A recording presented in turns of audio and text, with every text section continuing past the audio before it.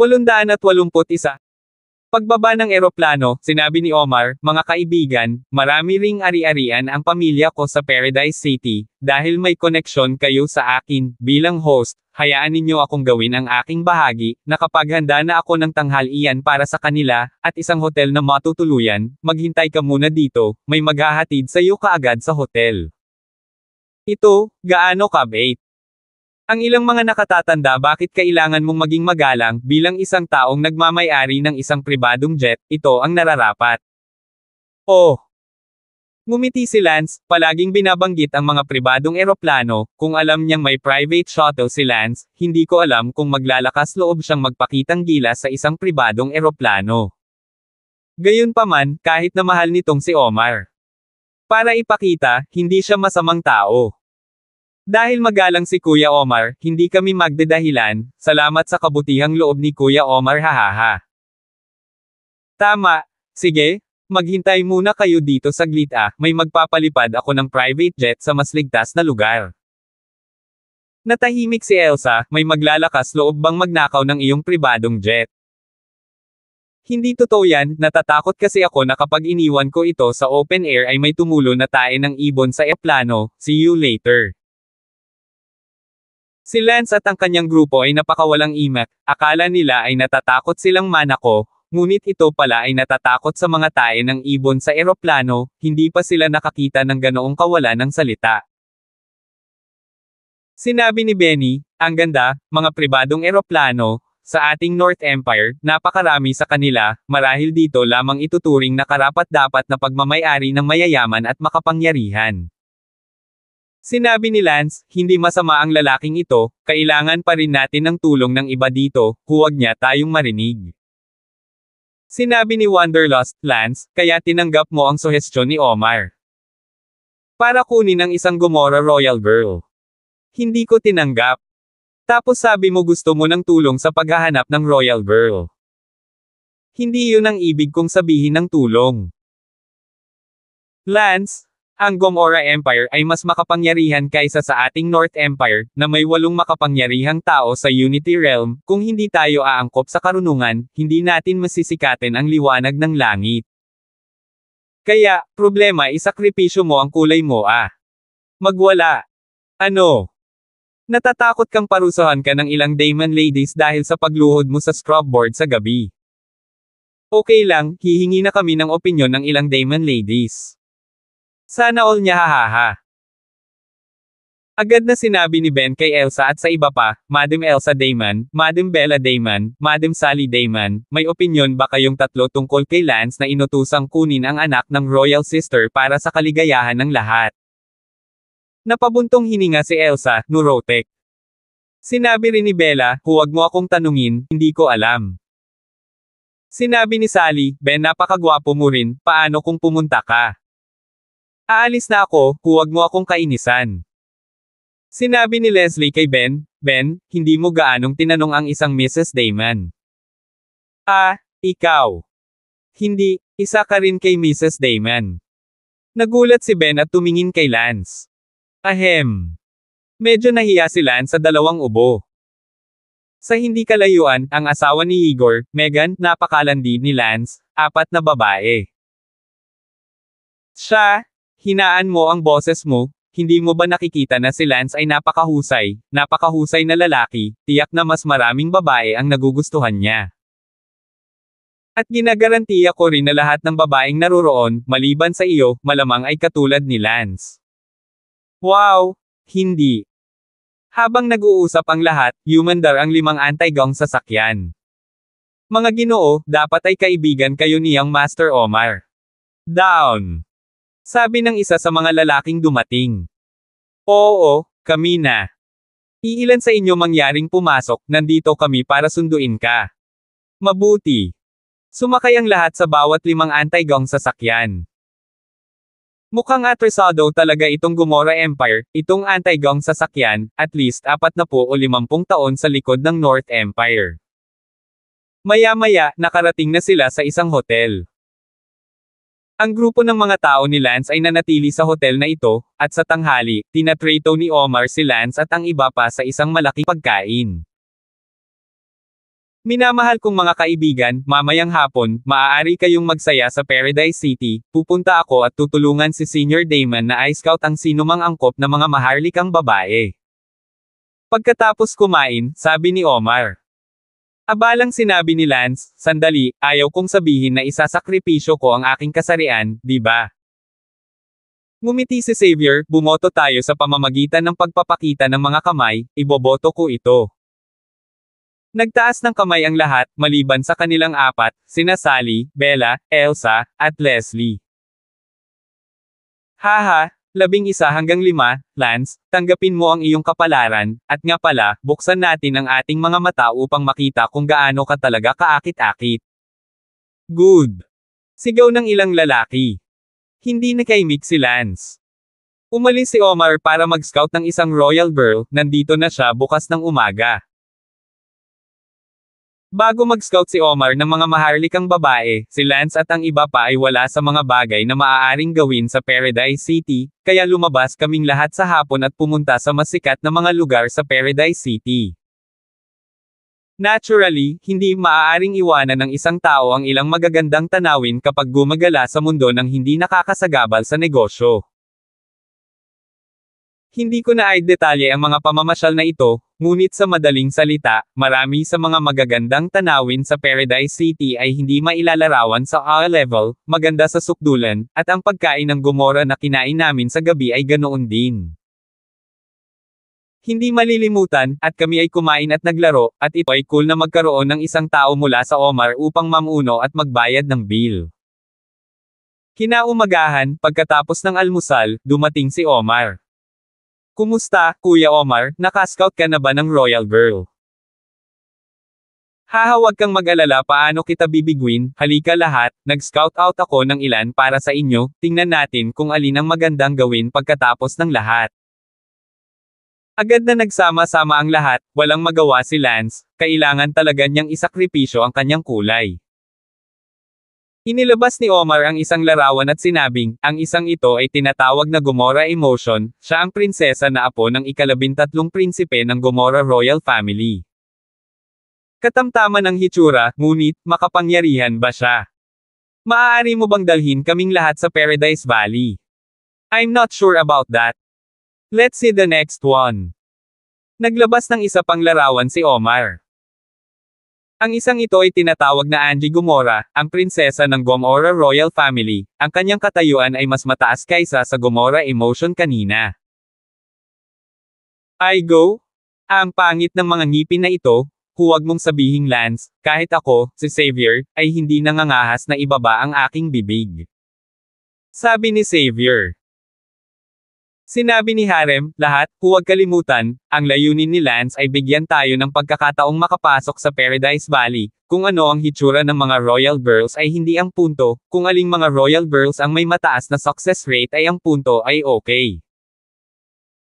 Pupunta ako, Harem, lupit ka, pinapagalitan ka ni Lance, hahaha, pero sumasang-ayon ako sa mga salita ni Harem. Biglang binago ni Benny ang kanyang mga salita. Sabi ni Ben, oo, kung alin ang may pinakamataas na success rate ang pipiliin, hindi ito beauty pageant, tama, theoretically, mas pangit ang isa, mas mataas ang success rate.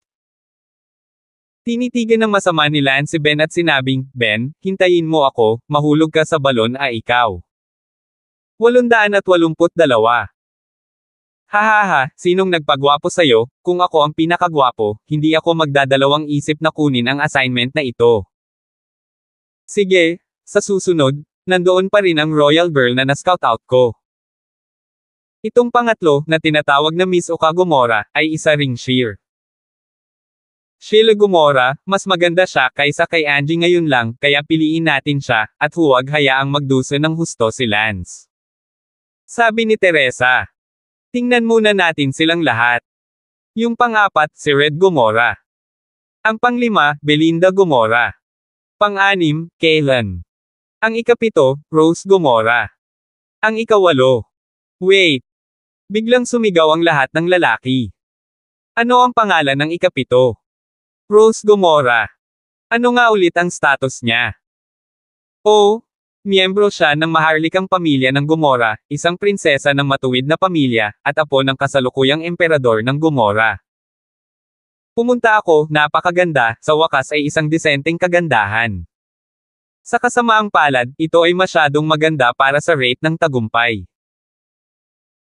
Sabi ni Omar, oo, itong si Rose Gomora, ginagamit ko lang ito para punan ang mga numero, tutal, siya mismo ang apo ng emperador, 17 pa lang siya ngayong taon, masyadong malaki ang target, tagapuno lang ito.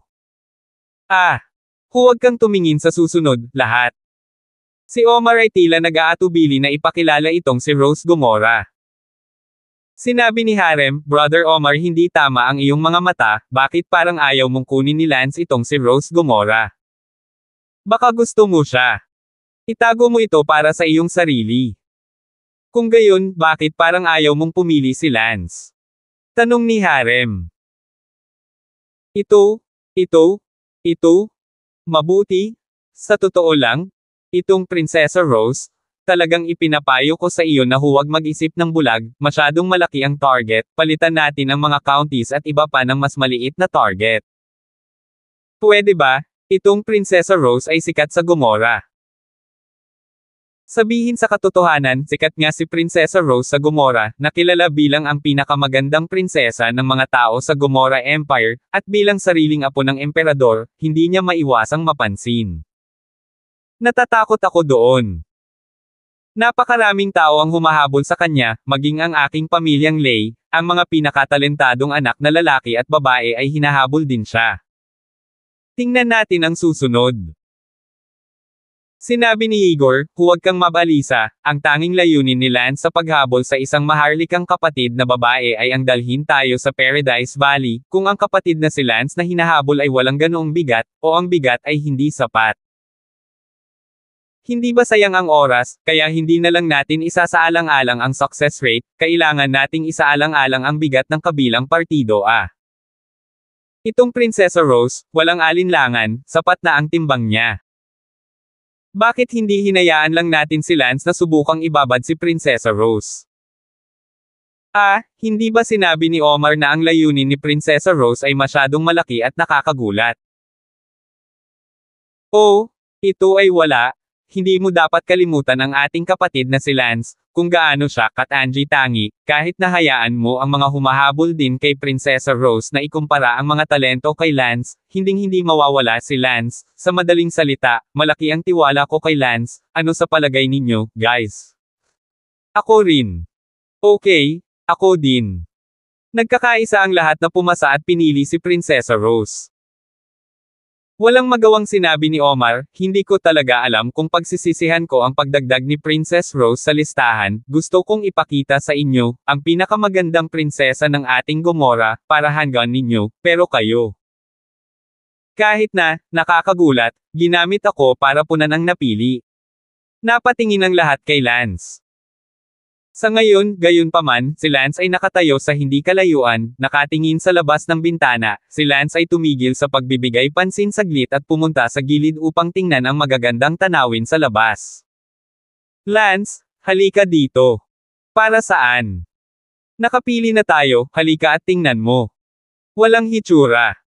Makipagtulungan ka ng kaunti, magsakripisyo ng kaunting kulay, para mapasaya ang lahat. Tara, hindi ko sinabing hindi ako. Fuck it. I'll sacrifice my looks, but only if I say yes. Sabi mo. Kung hindi ako magtagumpay, walang sino man ang pinapayagang sisihin ako. Siyempre hindi ka masisisi. Kung magtagumpay ako, ayon, aalis ako pagkatapos, hindi ako mananagot, hindi naman siya ang paborito kong tao, kaya huwag mo akong sisihin kung nasaktan ko ang damdamin ng ibang tao. Kalokohan, syempre. So be it then? Sinong nagpagwapo sa akin? Walang magawang sabi ni Lance. Sinabi ni Xavier, huwag kang magbiro, ngunit lumapit ka at tingnan ang royal girl na pinili namin para sa iyo, tingnan mo kung ano ang hitsura niya.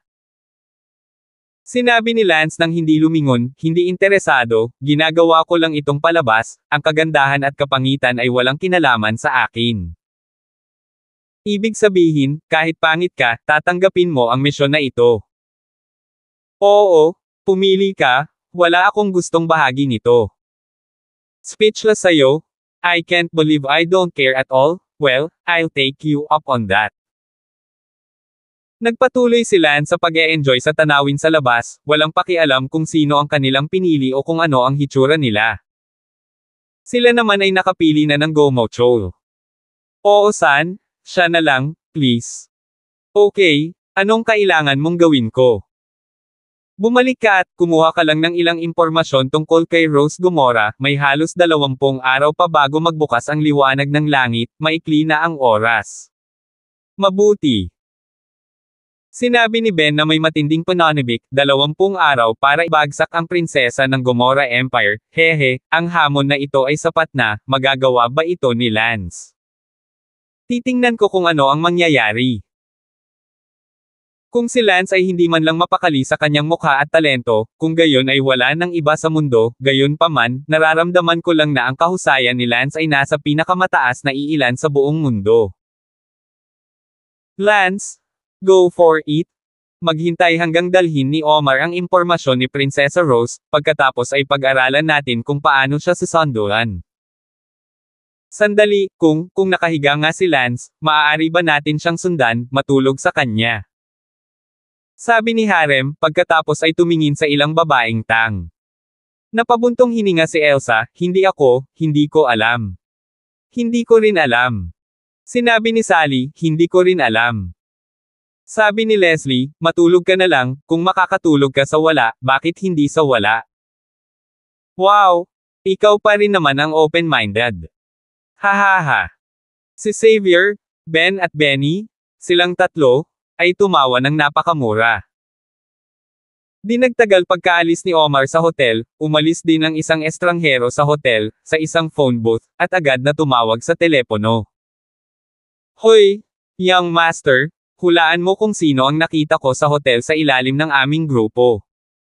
WHO. Oo san, pinakilala niya talaga si Miss Gomora sa isang dayuhang estranghero, at sinubukan ng dayuhang estranghero na iyon na kunin si Prinsesa Chuer at pagkatapos ay pumasok sa Paradise Valley. Ano? Nagsasabi ka ng totoo. 1,000 beses na totoo, at narinig ko rin ang taong iyon na tinawag ang kanyang pangalan na Lance na nagsabi na hindi siya dapat sisihin sa pananakit ng damdamin ni Prinsesa Rose, hindi siya mananagot. Oh my God, Oscar? Hihintayin niya ako, pati na rin ang grupo ng mga taong nagtangkang pumasok sa Paradise Valley sa pamamagitan ni Prinsesa Rose. Bigyan mo ako ng patuloy na pagbabantay sa kanila. Oo, young Master Oscar Lay. 883. Hindi alam ni Lance at ng iba pa na ang kanilang pinaplano ay alam na ng isang henyong Saiyan ng parehong pamilya ni Omar, ang pangalan niya ay Oscar Lay, siya ang pinakahenyo na Saiyan ng pamilya Oscar, at nagkataon na si Oscar Lay ay manliligaw din ni Prinsesa Rose. Sa gabi, nakahiga si Lance sa kama, hindi makatulog. Sasaktan mo na naman ba ang damdamin ng isang inosenteng babae? Og, mas natatakot akong makasakit ng damdamin ng mga tao. Forget it, for everyone's sake, I have no choice. What's the point of thinking so much, making it sound like I can really succeed, I can't pick up girls at all, kaya siguro hindi ako magtagumpay, matulog. Kinabukasan, madaling araw, dumating si Oscar na may dalang file. Lahat, pumunta dito at tingnan, ito ay ilang impormasyon tungkol kay Prinsesa Rose. Prinsesa Rose, ang kanyang pangalan ay Rose Gomora, siya ang kasalukuyang emperador ng sariling apo ng Gomora Empire, at ipinasa ng emperador, at ang kanyang talento ay napakahusay din. 17 taong gulang sa taong ito, maganda at maganda tingnan, na may reputasyon bilang pinakamagandang babae sa Gomora Empire, siya ay kilala rin bilang ang pinakamagandang prinsesa. Nang innate realm, na tumuntong sa innate sa murang edad, ang hinaharap ay tiyak na hindi mahina. Si Princess Rose ay may buhay na personalidad at isang napaka-friendly na batang babae, at walang anumang pagpapanggap, siya ay lubos na nagustuhan ng lahat. Nagtanong si Lance, gaano kalakas ang Gomora Empire Emperor? Oh, Si Emperor Gomora ang pangatlong antas ng Unity Realm Great Perfection, at bilang isa sa mga miyembro ng United Nations Martial Union, narinig ko na siya ay isang napakagandang pag-iral. Hindi ba medyo katawa-tawa na hilingin sa akin na kunin ko siya kapag may ganoong kahangahangang nilalang? Nako, yun pala ang napili nila kahapon. Sinabi ni Ben, Lance, ayos lang, hamanin ang iyong alindog. Naniniwala ako na ikaw ang pinakamahusay, ang iyong talento ay maaaring nasa nangungunang 10 sa mundo, syempre, tinatansya. Sige, hamanin natin ito. Sabi ni Lance. Sige, narito ang susunod na punto, mamayang hapon, pupunta si Princess Rose sa Gomora Theater at mag-aaral na tumugtog ng piano, ito lang ang pagkakataong makikipag-ugnayan sa kanya si Senior Damon sa ilang sandali. Mag-aral ng piano para saan?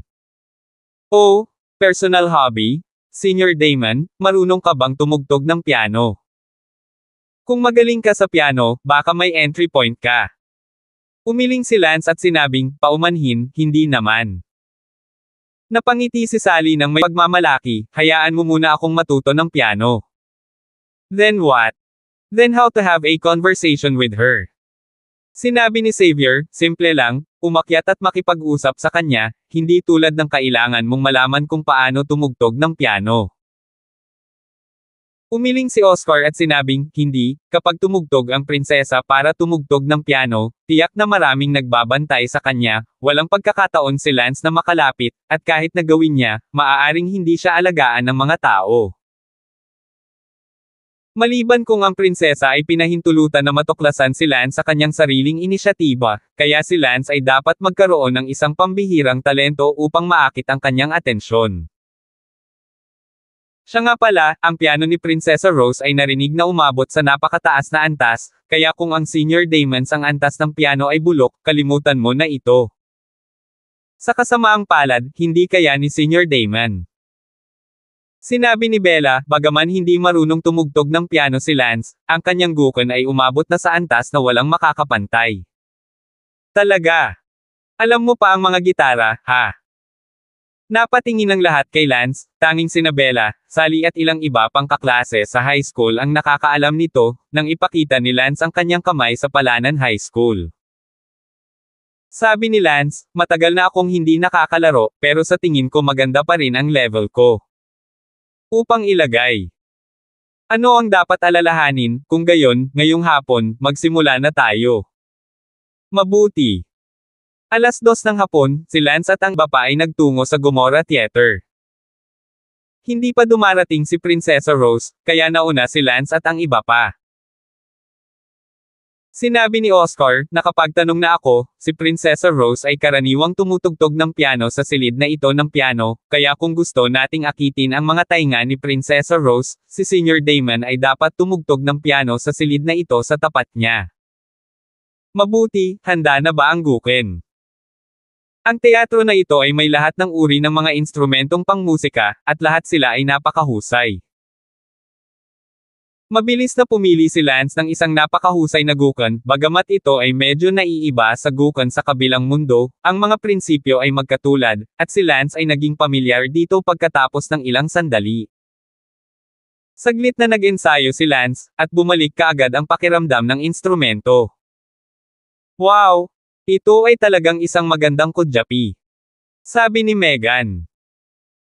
Oo, versatile talaga si Brother Lance. Naiingit talaga ako, kung babae ako, maa-attract ako sa lalaking ganito.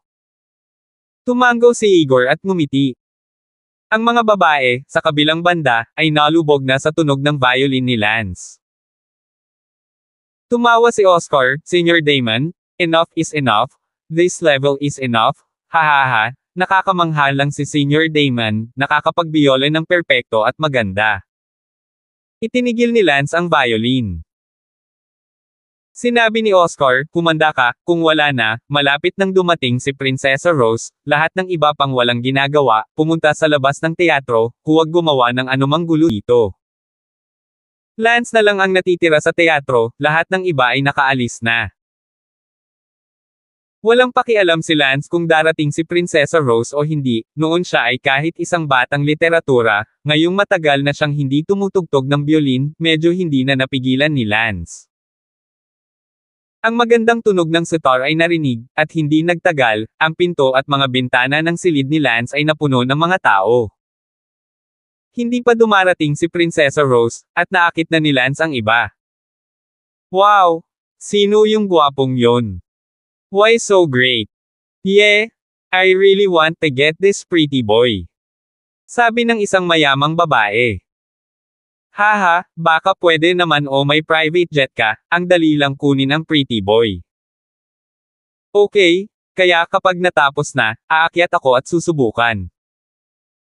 Dinilaan ng mayamang babaeng iyon ang kanyang mga labi at sinabing, tinitingnan ng gwapong anyo ni Lance, nararamdaman ang mga hormone na lumalabas sa bawat parte ng kanyang katawan.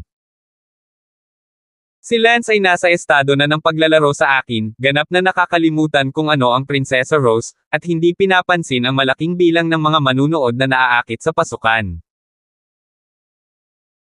Sa sandaling ito, naramdaman ni Lance na bumalik siya sa ibang mundo noong unang panahon, kung saan nakaupo sa tabi niya ang kanyang kapatid na babae, at ang isang grupo ng mga kapatid ay may dalang mga garapon ng alak, tumutugtog ng musika, sumasayaw, at bumibigkas ng tula, lahat ay walang katulad na masaya.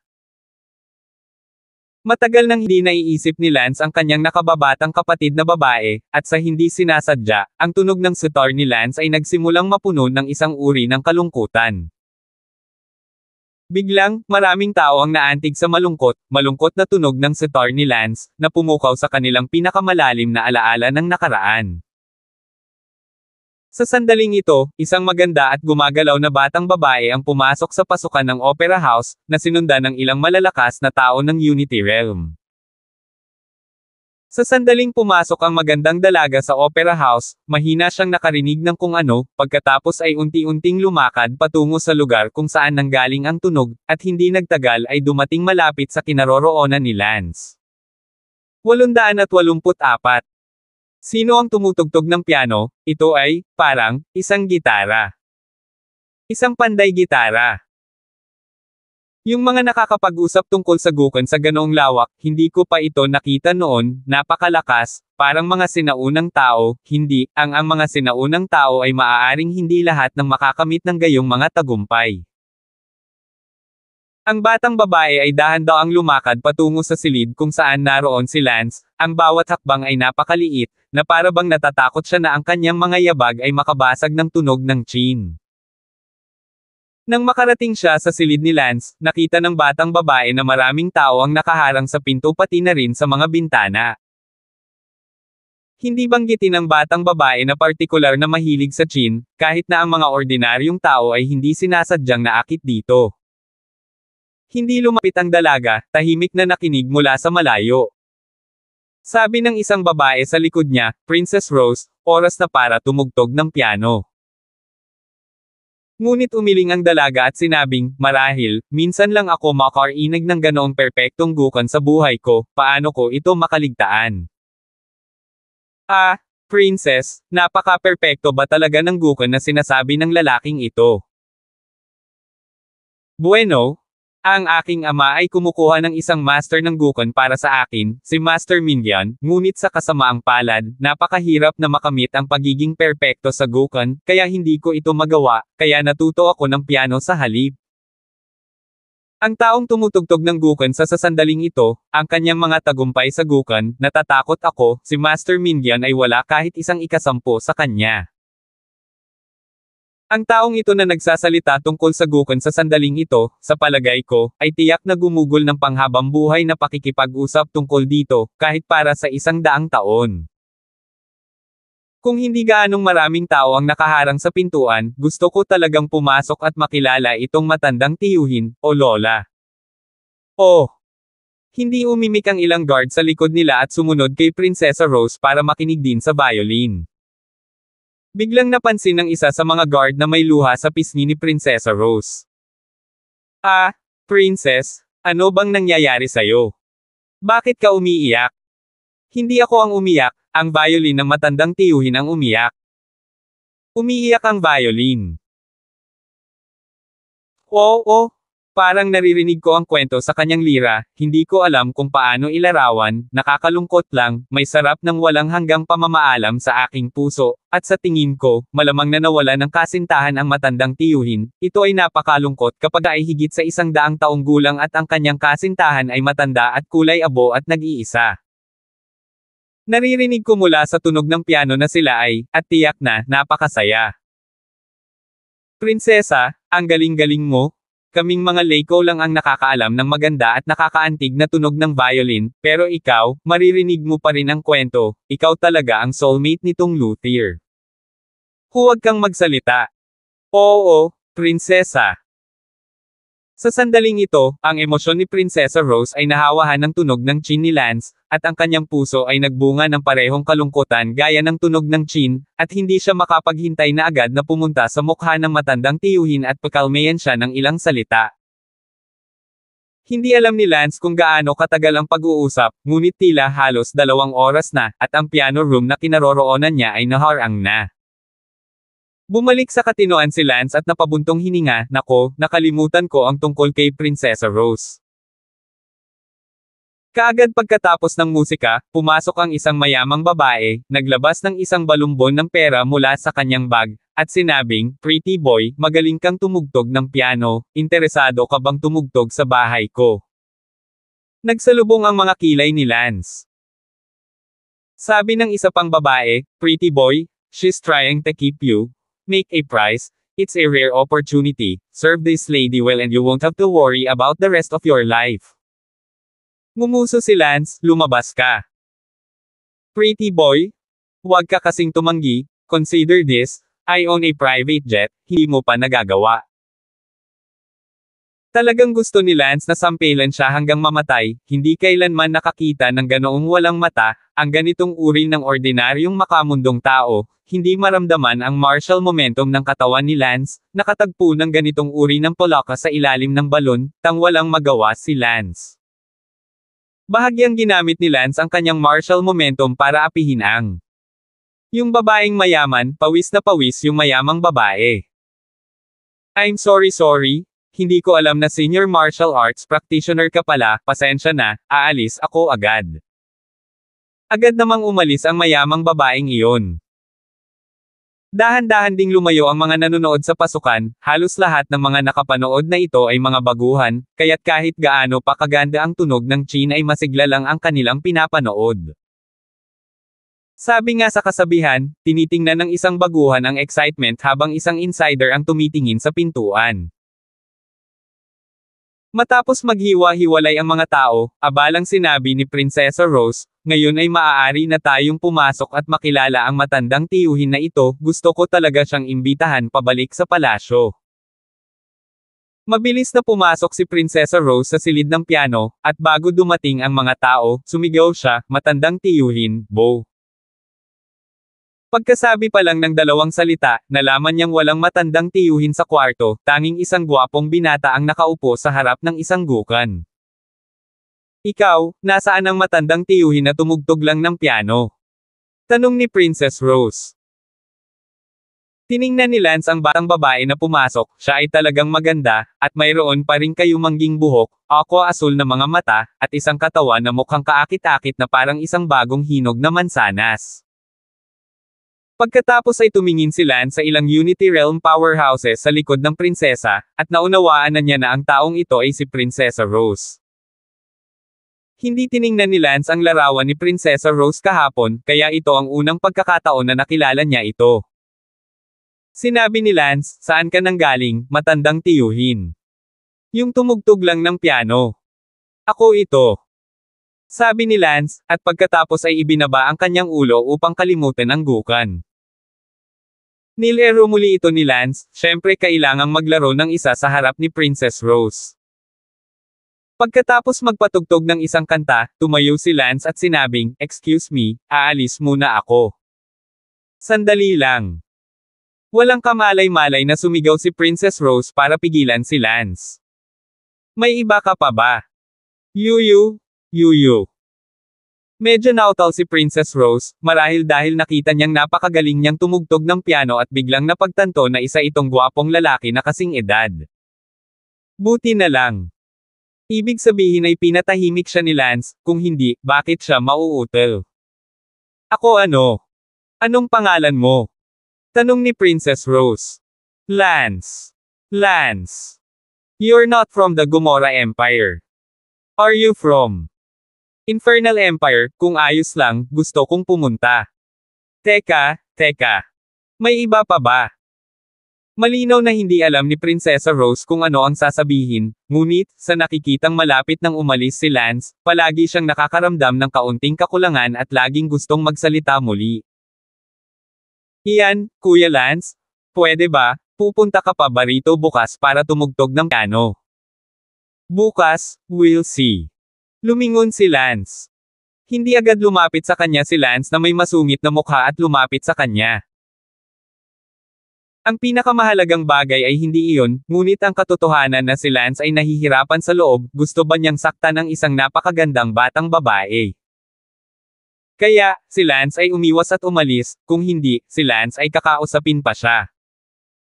Umalis si Lance sa Opera House at bumalik sa hotel. Isang grupo ng mga tao ang nagkukumpulan. Kumusta na? Hindi ko alam. Paanong hindi mo alam? Naaakit ba si Prinsesa Rose sa tunog ng iyong violin? Oo, pumasok pa nga siya para kausapin ako, pero umalis ako nang hindi siya kinakausap. 885. Bakit? Napatingin ang lahat kay Lance na nagtataka.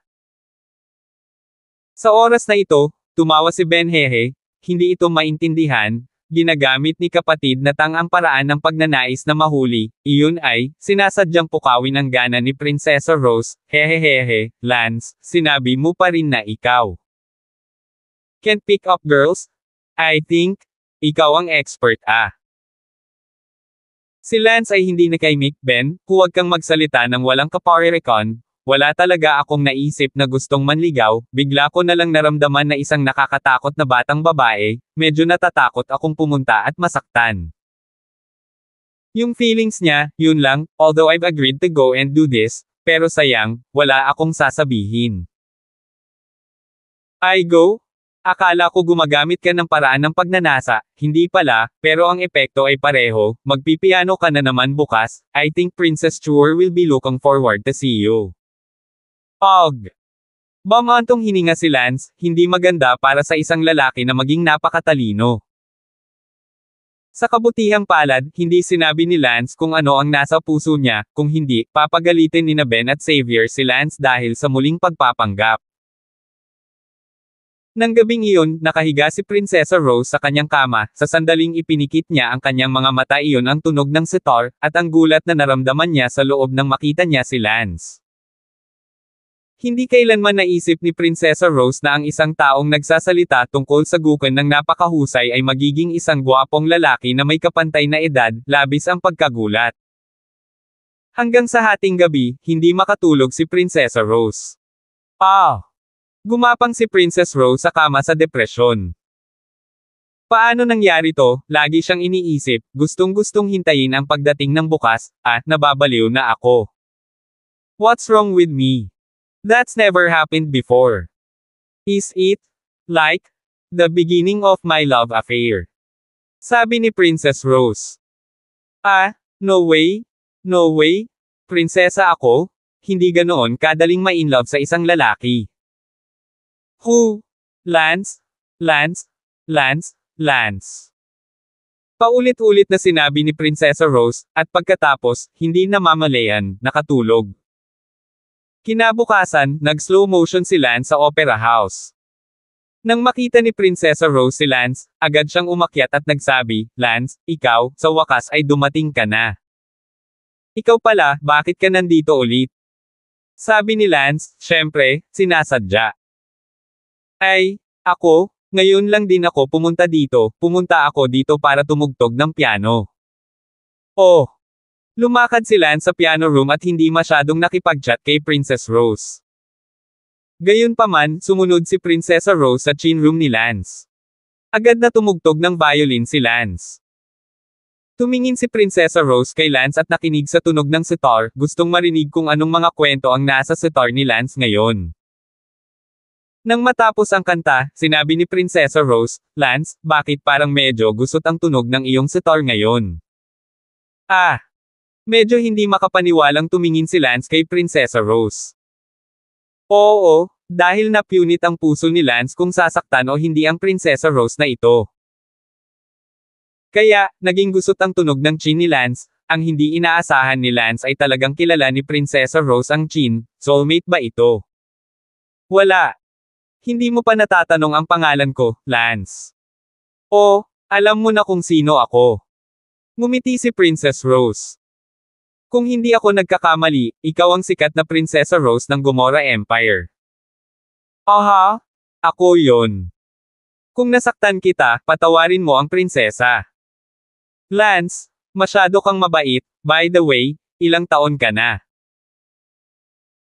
Pagbalik ko kahapon, rinig kong sinabi ng mga guards ko na isa kang malakas na late stage ng Unity Realm, napakalakas mo, dapat ikaw ay medyo matanda na, dahil lang sa malakas mong talento, kaya inaalagaan mong mabuti ang sarili mo. Sabi ni Princess Rose. Sinabi ni Lance, sa tingin mo ilang taon na ako? Sa tingin ko, dapat ay 50 taong gulang ka na, hindi, malamang na maabot ang huling yugto ng Unity Realm sa 50 taong gulang, pagkatapos ng lahat, posible lamang para sa isang pangalawang klaseng henyo ng United Nations. Dahil naabot mo na ang huling yugto ng Unity Realm bago ang edad na 50, sa tingin ko dapat ay 60 o 70 taong gulang ka. Ngumiti si Lance, ang galing talaga magsalita ni Princess, nahihiya akong sabihin sa iyo ang totoong edad ko kung ganyan ka magsalita. Walang masama kung sasabihin mo sa akin. Truth be told, 21 years old na ako. Ano? 21. Sigurado ka bang hindi ka nagsisinungaling sa akin? Ano ang silbi ng pagsisinungaling mo kung gaano ka kalapit sa akin? Oh my God, Lance ni? Huwag mo akong takutin, nakakatugon ka sa mga pamantayan ng isang espesyal na henyo ng UN. Ah, oo, ha. Kuya Lance, ang galing mo, at ang galing ng violin. Ayos lang, ang tagal ko nang nag-practice ng violin kaya medyo kinakalawang na ako. Ah, napakalakas, at ang tagal ko nang nag-practice. Hindi rin alam ni Prinsesa Rose kung peke ba ito ni Lance, parang pinik niya ito. Princess Rose, ayos lang, babalik muna ako. Teka, Kuya Lance, pwede ba kitang bilhan ng hapunan? Inaasahan ni Princess Rose si Lance. Ito. Kuya Lance, dahil malayo kang panauhin mula sa North Empire, syempre kailangan kong gawin ang aking tungkulin bilang host. Kuya Lance, bigyan mo ako ng pagkakataon. Ah, give you a chance. What do you mean? Ah, Kuya Lance, wag mo akong intindihin, hindi ko ibig sabihin, yayain kita sa dinner. Nako, dahil napaka-generous ng prinsesa, medyo hindi ako mabait na tumanggi, hayaan mo na lang, bahala na si prinsesa, gayunpaman, mas gusto ko ang mas liblib na lugar, hindi ko talaga gusto ang malaki. Restaurant na maraming tao. Okay, Kuya Lance, see you tonight then? By the way, saan ka nagstay ngayon? Ako, sa Anju Hotel ako tumutuloy. Good, magpapadala ako ng susando sa'yo mamayang gabi. Sige, babalik muna ako. Aha, I'll see you tonight Lance ni, be sure to come Oh, bahagyang ngumiti si Lance, pagkatapos ay umalis. Tumingin si Prinsesa Rose sa likod ni Lance at sinabing, siya ay talagang isang espesyal na henyo, ang mga nakarating sa UN Special Genius, hindi hihigit sa 10 sa mundo, wow. Lumapit ang isang babae sa likod niya at sinabing, Prinsesa, wala na siya, bakit ka natulala? Tita Shui, ano ang tingin mo sa lalaking ito? Medyo gwapo. Tita Water, kung hindi ako makatulog isang gabi pagkatapos ko siyang makita kahapon, ano ang ibig sabihin nito? Ah, prinsesa, nakaka-touch-feely thing to say, are you in love? Sa kalagayan mo, walang lalaking makapagpaparamdam sa'yo, wala ka pang nakikitang kakaibang binata mula noong bata ka, at nagawa kanyang gawing emosyonal. Namula si Prinsesa Rose at sinabing, ito ba ang ibig sabihin ng pagiging emosyonal? Syempre naman haha, Princess parang kinilig ka talaga. Ako, saan ko? Sige. Tinulungan mo akong maghanda para sa gabi, pumili ng lugar na may tahimik na kapaligiran, gusto kong imbitahan si Lance para sa hapunan. Okay, Prinsesa, maggasolina ka na. Ano, maggasolina ng ano?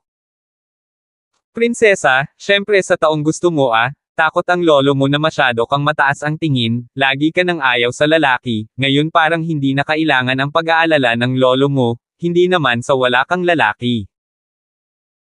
Gusto mo, ngunit ang taong iyon ay hindi pa nagpapakita, hindi ko alam kung itong si Lance, ang tunay na mahal ng iyong buhay. Auntie Shui? Don't talk nonsense. Okay? Hindi pa nga umaalis sa stage yung 8 characters, tsaka, hindi ko pa rin maintindihan kung naiinis ba talaga ako sa kanya o hindi. Kung gayon, makipag-ugnayan muna tayo sa kanya ng kaunti at tingnan. 886. Bumalik si Lance sa hotel. How was your day? Agad namang tumalon ang lahat. Not bad. Inimbitahan ko ni Prinsesa Rose sa hapunan ngayong gabi. Wow! Napakabilis nito. Lahat sila ay naghahapunan. Tumingin si Ben kay Lance nang may paghanga. Oh! Sa gabi, nagpadala si Prinsesa Rose ng isang tao upang kunin si Lance.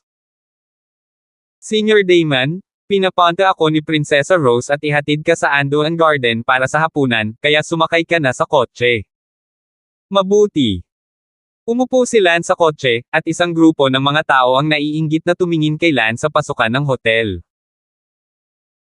Umupo si Lance sa kotse, ngunit sa kanyang puso ay iniisip niya, siguro, kung kaibigan ko si Prinsesa Rose, papayagan din akong pumasok sa Paradise Valley kasama ang lahat, hindi ko na siya kailangang sunduin. Sige, subukan muna nating maging magkaibigan. Tiwala si Lance na maaari niyang maging kaibigan si Prinsesa Rose, at kung ang pagiging kaibigan ay magsisilbi sa kanyang layunin, hindi na kailangang saktan ang damdamin ng isang babae. Dumating sa Andoan Garden. Kuya Lance, dumating ka talaga.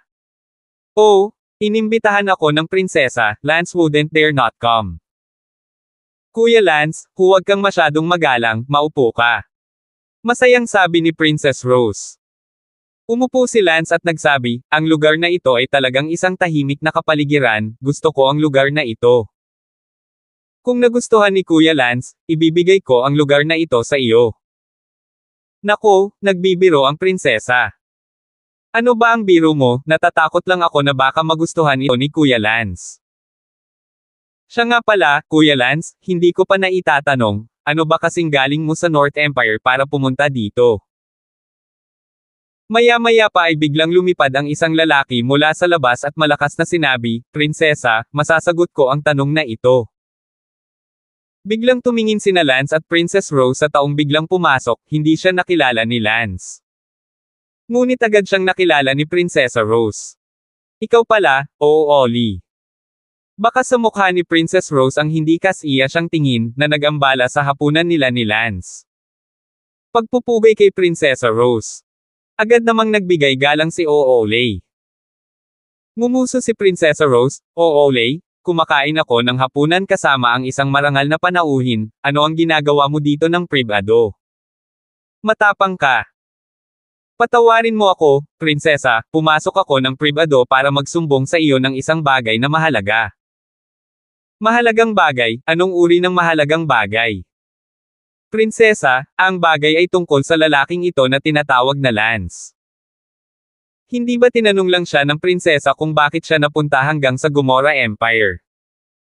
Masasagot ko ang tanong na iyan, prinsesa. Hindi mo na kailangang sagutin ito, umalis ka na dito. Prinsesa, hayaan mo akong tapusin, itong si Lance, mayroon siyang mercenaryong grupo, pumunta siya sa ating Gomorrah Empire kasama ang 12 ng kanyang mga kaibigang mersenaryo, ang layunin nila ng pagpunta rito ay pumasok sa Paradise Valley sa pagtatangkang maligo sa liwanag ng langit. Gayunpaman, sila, mga dayuhan, ay hindi makapasok sa lambak ng paraiso, kaya isa sa mga kapatid ng angkan ng aking pamilya ang nagmungkahi sa kanya na maaaring siya ay makapasok sa pamamagitan ng pagsundo ng isang maharlikang babae. Pagkatapos, si Lance at ang kanyang grupo ng mga kaibigan ay nakinig sa payo, kaya't ang kapatid kong angkan ay nakahanap ng ilang maharlikang babae na mapagpipilian ni Lance, at sa huli, pinili ni Lance na ibabad si Prinsesa A. Prinsesa, totoo ang sinabi ko. Mangyaring magkaroon ng tang-agad na pinatay ni Lance, tinangka niyang linlangan ang damdamin ni Princess para lang makapasok sa Paradise Valley, na may malisyosong intensyon. Prinsesa, mangyaring patayin siya. Tumingin si Prinsesa Rose kay Lance, pagkatapos ay ngumuso kay Olay, ang daming kalokohan, maniwala ka man o hindi. Papatayin kita. Prinsesa, kung nagsinungaling ako sa iyo, hindi ako mamamatay. Nagkataong nasa family hotel ang isa sa mga tauhan ko ilang araw ang nakalipas at narinig niya ang pag-uusap ni Oscar sa kanila, paano ko pa malalaman? Nagsalubong ang kilay ni Lance, talagang hindi napansin ni Lance na may nakarinig, tutal mas marami ang tao sa pampublikong lugar sa hotel noong araw na iyon.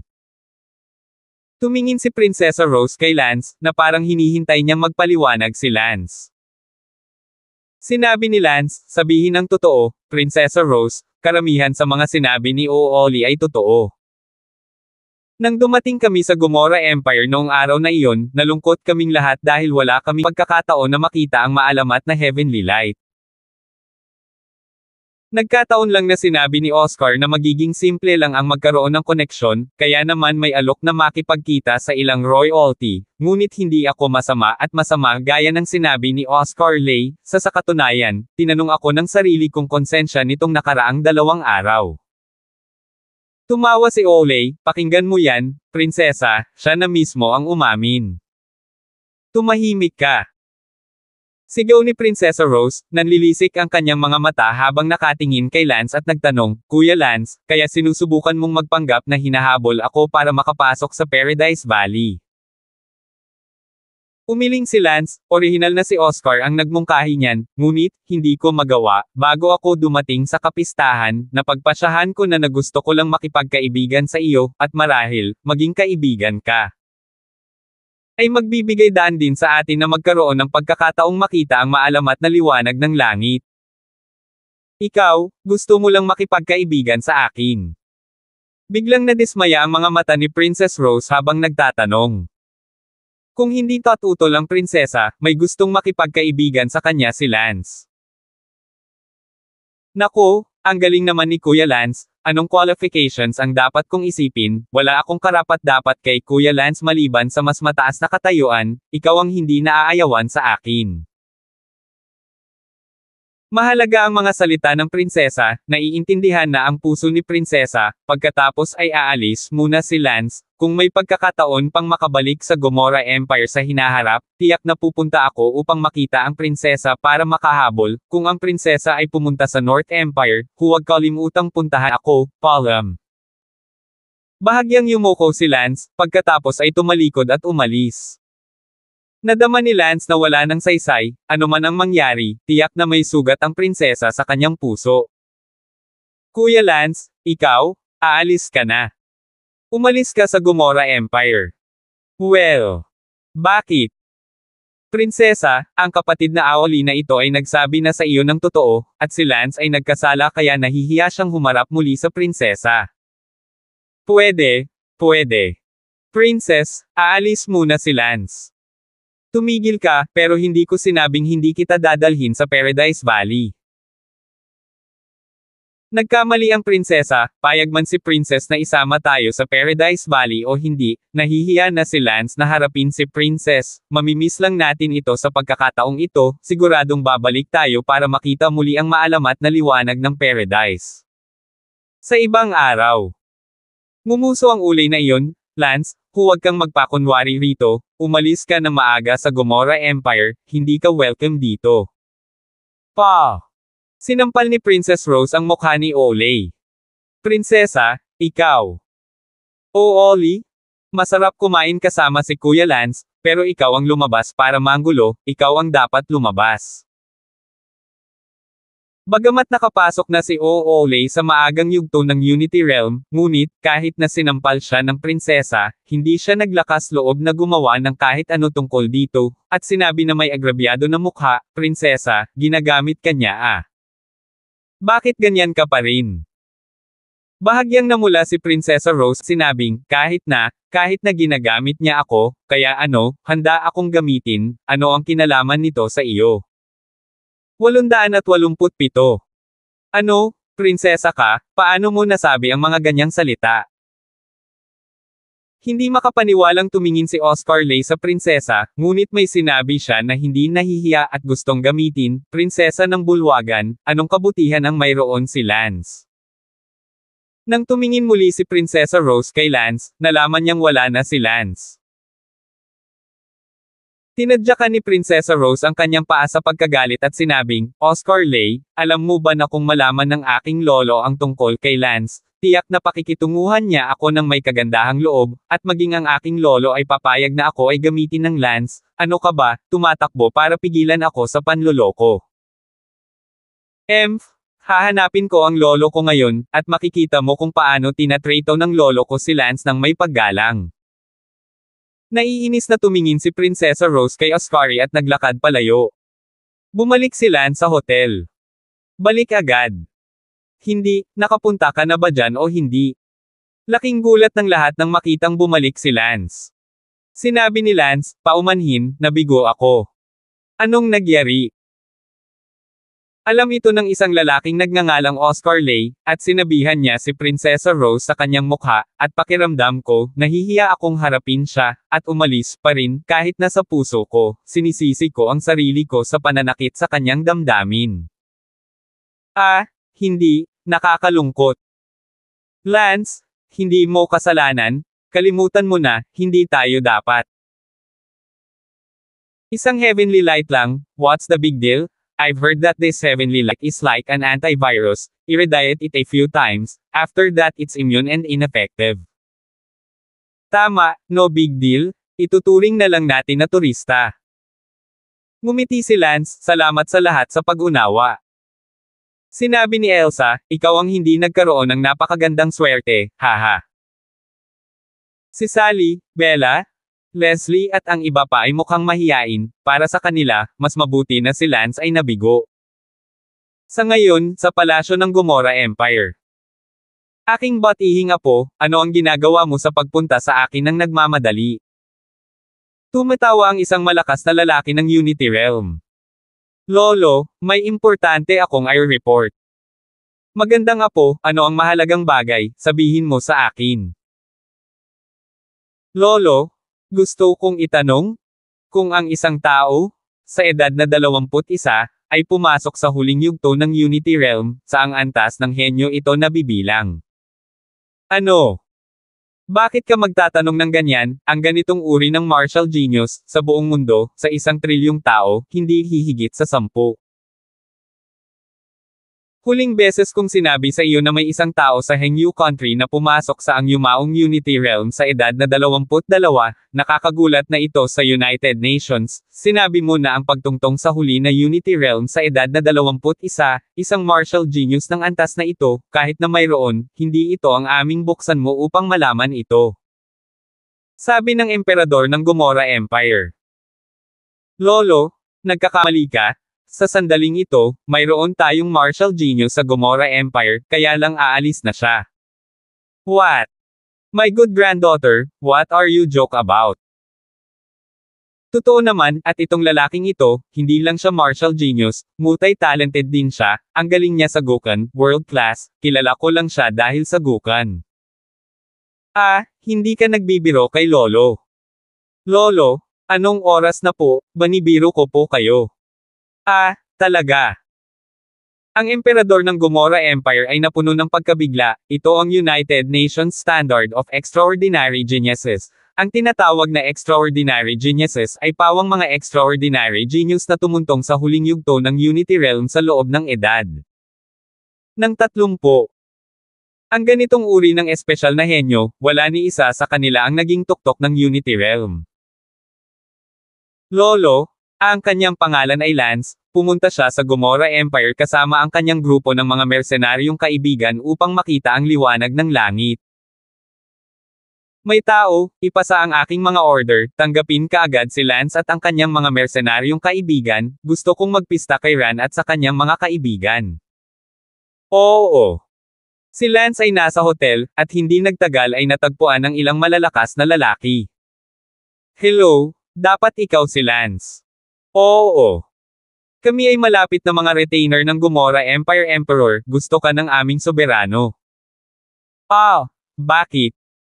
Brother Lance, huwag kang magkunwari, narinig ko na naabot mo ang huling yugto ng Unity Realm sa edad na 21.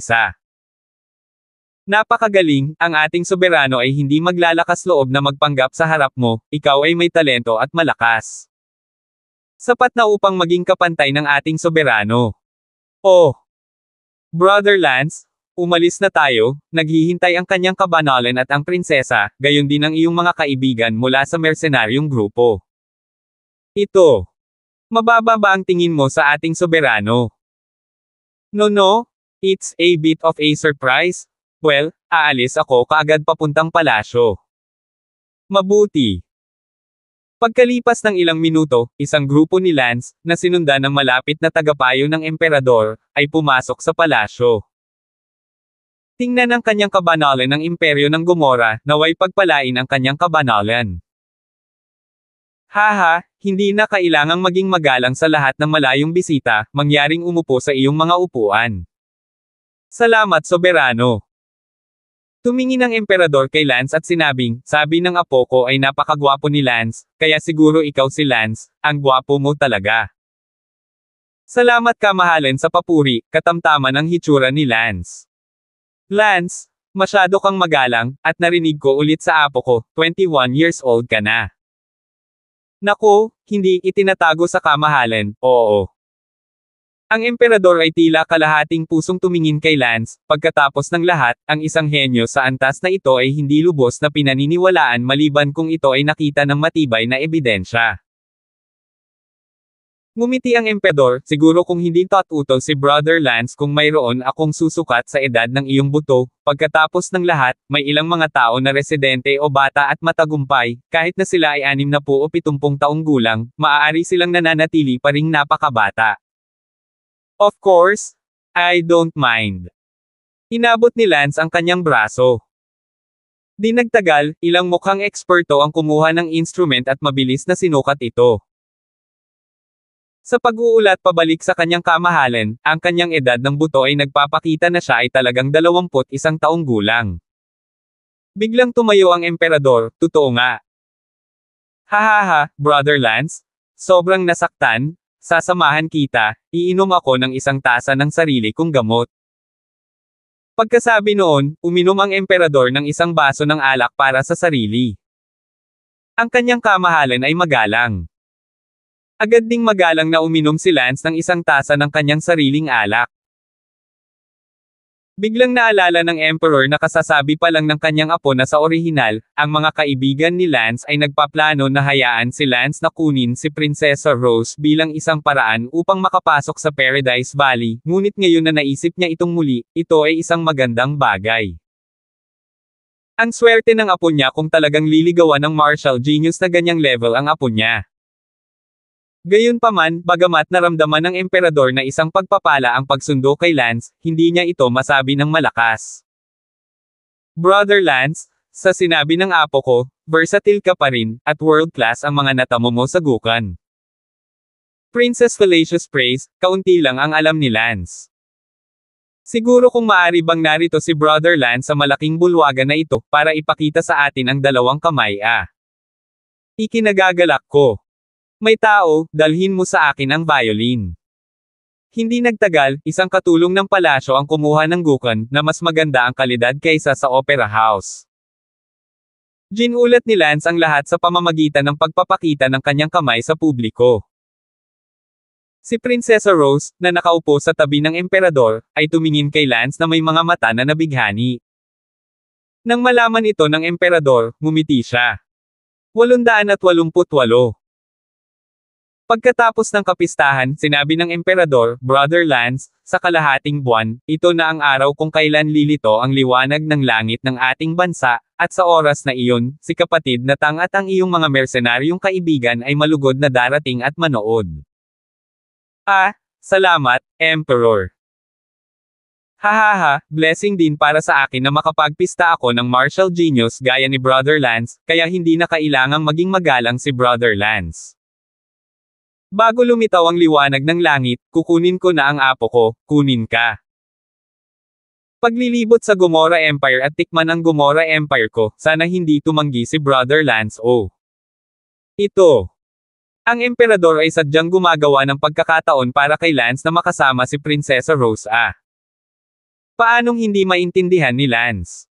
Sa sandaling ito, namumula si Prinsesa Rose. Siyempre, hindi makatanggi si Lance at ngumiti. Salamat, kamahalan, doble ang karangalan ni Lance. Hahaha, hindi kailangang maging magalang si Brother Lance, saka ang apo ko ang mag-aayos ng natitirang biyahe. Good, then we'll take our leave. Si Lance at ang iba pa ay umatras. Pagkaalis ni Lance, sinabi ng emperador kay Prinsesa Rose, magandang apo, gumawa si Lolo ng pagkakataon para sa iyo, nasa iyo na kung maiintindihan mo ito o hindi. Manam. Namula si Princess Rose at tumango. Hahaha, mabait na apo, marunong ka din pala mahiya ah, minsan nag-aalala ako na ang taas ng mata mo, walang ibang makapasok sa mata mo, hindi mo pala gusto ang mga lalaki, ngayon parang ako. Labis na nag-aalala, tingnan mo, narito ang isang lalaking nagpapahiya sa iyo. Itong si Lance, ay talagang magaling, magaling na apo, nasa iyo ang susunod na hakbang, kung maaari mo siyang gawing lalaki o hindi, ikaw ang baalang hawakan. Manam. Sabi ni Princess Rose na namumula. Lolo, paano naman ang ibang mga lalaki sa imperyo na humahabol sa akin? Nasaan ang apo ni Abner Whale na isinaayos mo na makipagkita ako sa kanya ilang araw bago? Tanong ni Princess Rose. Apo ni Abner Whale. Tama, nakalimutan ko ang tungkol dito, inirekomenda ko sa iyo na kilalanin ang apo ni Abner, ngunit ngayong lumitaw na si Lance, at ang apo ni Abner ay ikinumpara kay Lance, ang masasabi ko lang, tumabi ka. Lolo, ang sama mo. Hahaha, umaagos pababa ang tubig, maayos naman ang akyat ng mga tao, hindi rin ako masisisi, hahaha. Pagkaalis ni Lance at ng iba pa sa palasyo, agad na nasasabik ang lahat, oo, hindi ko inaasahan na magiging ganoon kadali ito, mukhang napakakapakipakinabang ang katayuan ni Lance, maging si Emperor Gomorrah ay nagbigay ng mukha sa kanya, at ito rin. Parang nagkusa siyang lumikha ng mga pagkakataon para sa kanyang apo, mukhang makakatuluyan si Lance at maging manugang, hahaha.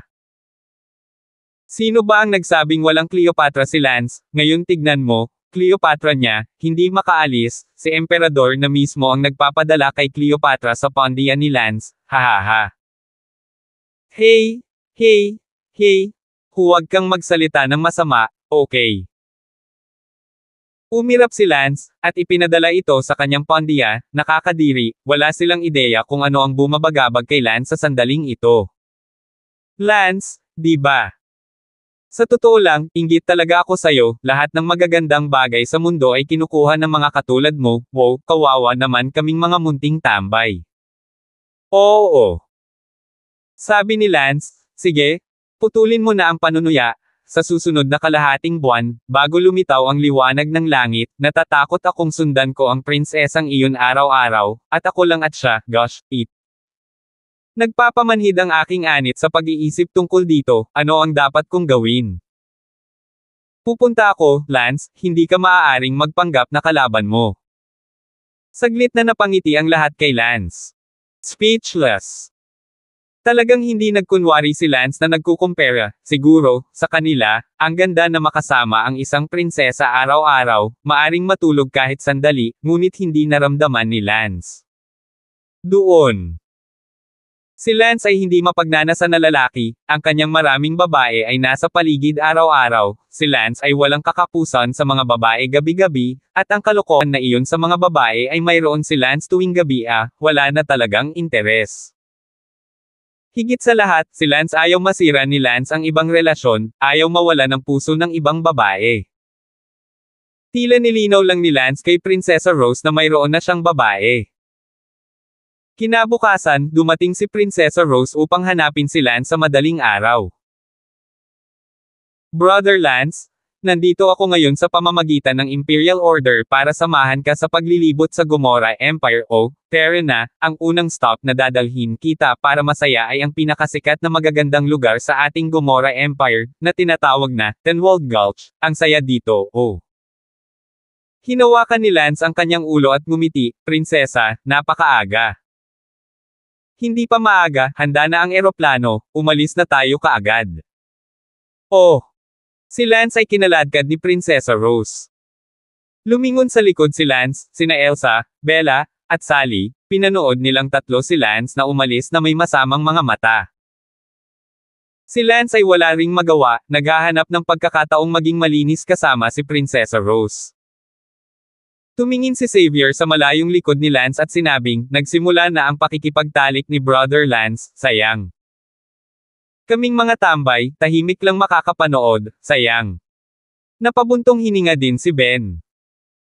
Ngumiti si Benny, sige, sa mga araw na ito kapag wala si Lance, linangin natin ng mabuti, maaari lamang tayong maging malakas para magkaroon ng sexually blessed na buhay tulad ni Lance. Scene ng maayos. Tama. Ngumiti si Ben. Bumalik ang lahat sa kani-kanilang silid para magtanim. Sumakay sina Lance at Princess Rose sa eroplano at papunta na sana sa unang magandang lugar ng Gomorrah, Tenjaigo. Si Princess Rose at Lance ay naglalakbay ng mag-isa, ang kanyang puso ay tumitibok sa loob at ang kanyang mukha ay madalas na namumula. Sa kabutihang palad, ito ay isang pribadong eroplano, maliban kay Lance at sa kanya, mayroon na lamang isang piloto na natitira, at walang escort na ipinadala, dahil naramdaman ng emperador na si Lance ay sapat na malakas upang protektahan si Prinsesa Rose.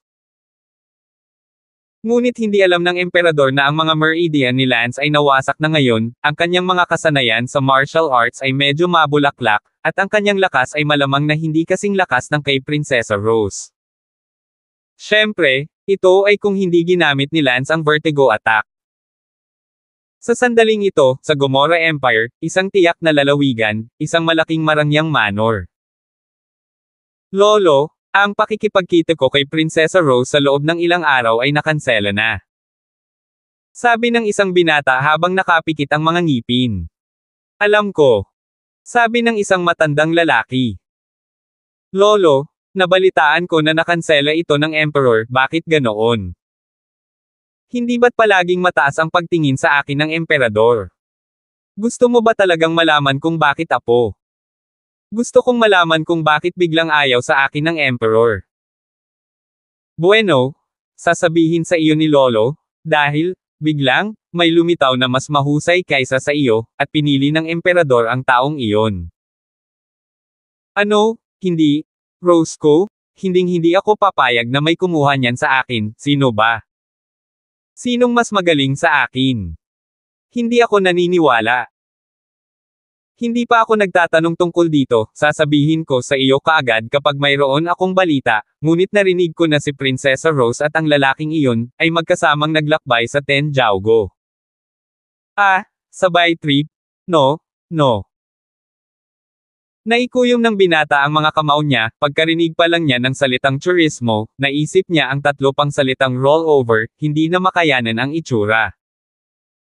At medyo conceited siya, hindi siya makapaniwala na may mas henyo pa sa kanya sa imperyong ito. 889. Dumating sina Lance at Prinsesa Rose sa Tenjaigo. Ang tanawin ng Tenjaigo ay maganda, ngunit si Lance ay walang pagnanais na makipaglaro, sa kabila ng interes ni Prinsesa Rose dito. Magpa-picture tayo. Good. Bahagyang tumango si Lance.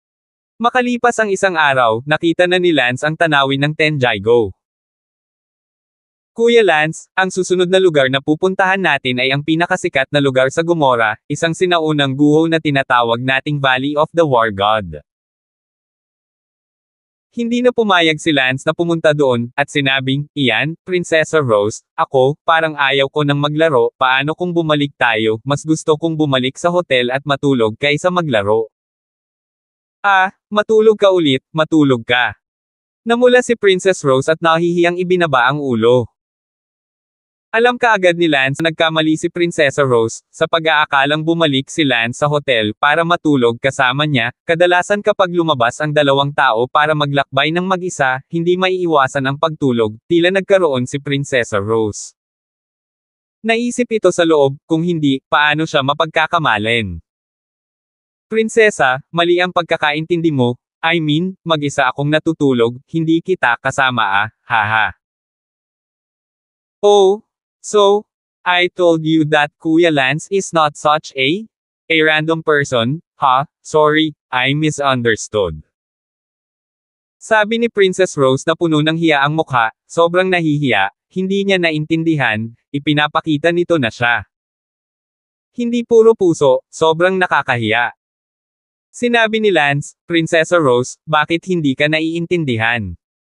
"Ah, ako, hindi ko ginawa."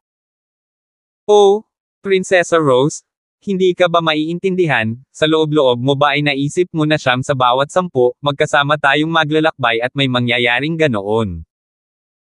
Ay. Si Princess Rose ay parang nawala ng masabi. "Ay, ayos lang." Ibinaba ni Prinsesa Rose ang kanyang ulo at sinabing, "I'm sorry, sa tingin mo ba ay hindi ako mahalaga?" "Hindi naman, napaka-inosente." "Imposible, you must think I am very lustful. Actually, sinabihan din ako ni Tita Shui, sabi niya, may trip daw na lalaki at isang babae, 9 times out of 10, hindi maiiwasan, kaya subconsciously naisip ko. Kaya, haha princess, pinapakita nito na hindi puro tubig ang tita mo, walang kinalaman sa'yo, wag mo na isipin yun, hindi naman ako ganong tao, wala din akong makakasama sa'yo." Oh! Medyo naliligaw si Princess Rose sa loob, kahit na hindi rin siya ganoong klase ng tao, ngunit ang katotohanang sinabi iyon ni Lance ay nagpapakita rin na hindi siya gusto ni Lance. "Let's go back to the hotel," sabi ni Lance. "Hindi mo ba talaga bibisitahin ang ancient ruins? Hindi naman masyadong malayo, Terra, mapapanood natin ang pagsikat ng araw sa Valley of the God of War at magtayo ng tent sa tuktok ng bundok." Ngumiti si Lance, mukhang romantiko iyon. Napaisip si Lance, kung makakasama natin sina Xiangyan, Elsa at ang iba pa, dapat ay napaka-romantiko. "Okay lang Kuya Lance, go, hindi naman nakakatuwang bumalik sa capital, may kalahating buwan pa bago magbukas ang Heaven's Light." "Og, ayos lang." Tumango si Lance, talagang nakakabagot din, ang mga meridian ni Lance ay nabasag na ngayon, at matagal bago dahan-daang ayusin ang mga ito. Siyempre, ang mga basag na meridian ay hindi nangangahulugan na si Lance ay ganap na hindi makagalaw, nang hindi umaasa sa mga meridian. Posible pa ring magtapon ng ilang hangin sa ilalim ng premise, kung hindi, paano papatayin ni Lance ang mga sea beast na iyon na humihinga na lang kapag nasa ilalim na sila ng Star Ocean Academy, matatalo lang ni Lance ang Hautian Realm kung wala. Umaasa sa kanyang mga meridian, ang likas na kaharian na umaasa sa mga galaw ng hangin ay hindi na mapapanalo. "Ma'am, alis na tayo agad." Agad na lumipad muli sina Lance at Princess Rose patungo sa War God Valley. Ang Valley of the War God ay isang sinaunang battle relic na may mahabang kasaysayan, walang nakakaalam kung gaano katagal ito naroroon, ngunit umiral na ito mula nang may mga tao pa rin. Narinig ko na ilang bundok sa Valley of the War God ay minsang naputol ng mga espada nang lumaban ang mga makapangyarihan sa sinaunang mundo. Hindi nagtagal pagkatapos umalis sina Lance at Prinsesa Rose sa ika-10 lambak, isang lalaki ang dumating sa 10th Valley. "Lance, wala akong pakialam kung ano ang iyong pinanggalingan, kung maglakas loob kang nakawin ang aking babae, papatayin kita." Sabi ng isang lalaking may malungkot na tingin, ang lalaking ito ay apo ni Abner, na dapat ay sa isang blind date kasama si Prinsesa Rose sa loob ng ilang araw, pinangalan ng George Whale. Nabalitaan ni George na si Prinsesa Rose ay sumama sa isang paglalakbay kasama ang Lance na iyon, na itinuturing ng emperador, na mas matalino kaysa sa kanya, kaya't itinago niya ito sa kanyang pamilya at hinabol sila hanggang sa Tenjaigo. Sa kasamaang palad, sina Lance at Prinsesa Rose ay nagkataon na umalis sa Tenjaigo, at siya ay sumugod sa kanila. Ang George na ito, ay kinilala bilang ang unang henyo ng Gomora Empire, at ang dating emperador ng Gomora Empire ay lubos na umaasa sa kanya at sinuportahan ang kanyang apo na makasama si George. Sa kasamaang palad, biglang litaw ang isang Lance nang wala sa oras, at ang talento ni Lance na ito ay sumikat kay George, kaya agad na lumikha ang emperador ng pagkakataon para kay Prinsesa Rose na mapag-isa kasama si Lance. Masyadong mayabang si George, at hindi niya akalain na may hihigit pa sa kanya, kaya lumapit siya. Si George ay 32 taong gulang, sa unang bahagi ng ikalawang antas ng Unity Realm, isang talento na 2 taon lamang ang layo mula sa sobrang henyo, na tinukoy ng United Nations. Ang regulasyon ng UN ng mga superhenyo ay ang hakbang sa Unity Realm bago ang edad na 30, at ang isang pambihirang henyo, mas bihira pa, ay ang pumasok sa huling Unity Realm bago ang edad na 30. Isang salita lang ang pagitan ng superhenyo, at special na henyo, ngunit magkaiba sila. Si George ay 2 taon pa lamang mula sa pagiging isang sobrang henyo, habang si Lance, gayunpaman, ay isang sobrang henyo. Dumating sina Lance at Prinsesa Rose sa Valley of the War God. Ito ang Valley of the War God. Oo, tingnan mo ang bundok na iyon, ang pader na bato, narinig ko na noong sinaunang panahon, nahati ito ng isang malakas na lalaki na may isang hiwa. Pagpapakilala ni Princess Rose. Oh, paghati-hatiin ito gamit ang isang slash, iyon ay karaniwang bahagi ng alamat, kung ito ay totoo, kung gayon ang pangunahing malakas na lalaking ito ay lampas na sa ating imahinasyon. Ngumiti si Lance, kahit na ang hanay ng mga bundok ng War God Valley ay napakalawak. Tulad ng isang battle relic, ang sukat ng bakas ng labanan na ito ay masyadong malaki, at imposibleng mag-brainstorm kung anong antas ng malakas na tao ang nakikipaglaban. Kahit na ang Ancestor Realm na alam ni Lance ay hindi kayang gumawa ng kahit isang slash para hatiin ang isang bundok. At sa itaas ng Ancestor Realm, hindi na alam ni Lance, sa mundong iyon ng Wind Lightning, ang Ancestor Realm ay bahagi rin ng isang alamat. Kung hindi, bakit iniwan ng lolo ni Lance ang kanyang Panginoon noon at umalis ng mag-isa upang ituloy ang mas mataas na larangan ng martial arts, hindi na bumalik, at malamang na matagal nang namatay. Kuya Lance, pumunta tayo sa tuktok ng bundok at magtayo ng tolda para sa gabi, at panoorin ang pagsikat ng araw bukas ng umaga. Sige. Tumango si Lance, dahil nandito na tayo, maglalaro tayo. Ito ay isang romantikong bagay na ginawa kay Prinsesa Rose. 809 po. Sa tuktok ng bundok, mayroong isang malaking bato doon, tulad ng isang patag na bahagi ng lupa, at nakatayo sa gilid ng bato, makikita mo ang mga gumugulong na bundok sa ibaba, at gayon din, ang buong labi ng War God Valley, na mukhang natira sa labanan sa pagitan ng malalakas na lalaki. Kuya Lance, magtayo tayo ng tent. Inilabas ni Princess Rose ang 2 tent. Siya at si Lance ay natulog sa isang tent bawat isa. Sa sandaling ito, may langaw na pumasok. Wow! Ang tent na itatayo na sana ni Prinsesa Rose ay biglang nasira at biglang hinaipan sa ilalim ng bangin, at ito ay nahati. Natulala si Princess Rose doon, 2 tent ang nagpalipad sa isa, paano matulog sa gabi. Sinabi ni Lance, Prinsesa, paano ka makakapagtayo ng tolda sa gilid ng isang bangin, nakakapagtakang hindi ito lumilipad, kahit na matulog ka, isang malakas na hangin sa kalagitnaan ng gabi, kahit na ang mga tao ay hipan palayo. Hindi ko alam so what now? Isa na lang tent. Sa tent ka matutulog sa gabi, at sa labas ako matutulog. Paano ko gagawin yun? Ako ang nagpabuga ng unos, at ako naman ang matutulog sa labas. Terra, huwag ka nang magtalo, ako na ang maglalagay ng tent. Sige, maghahanda ako ng pagkain. Mabilis na itinayo ni Lance ang tent, medyo malaki, na may inflatable na kutsan sa loob. Inilatag din ni Prinsesa Rose ang isang kumot sa ilalim ng isang piraso ng Leeward 10, at kinuha ang karamihan sa pagkain na dinala niya, pati na rin ang tubig, inumin, at alak, talagang medyo romantiko. Malapit na rin ang gabi, sumigaw si Prinsesa Rose, "Brother Lance, halika na para sa hapunan." Oh! Umupo si Lance, ito ba ay itinuturing na hapunan? Dumidilim na. Wow! Ang daming lamok. Pasok na tayo sa loob ng tent, at buksan na natin ang mga bumbilya. Ito, hindi maganda. Ang tent ay para sa iyo na tulugan, hindi ako tutuloy, papakainin mo ba ang mga lamok sa labas? Kahit na ikaw ay isang malakas na tao ng Unity Realm at hindi ka natatakot sa kagat ng lamok.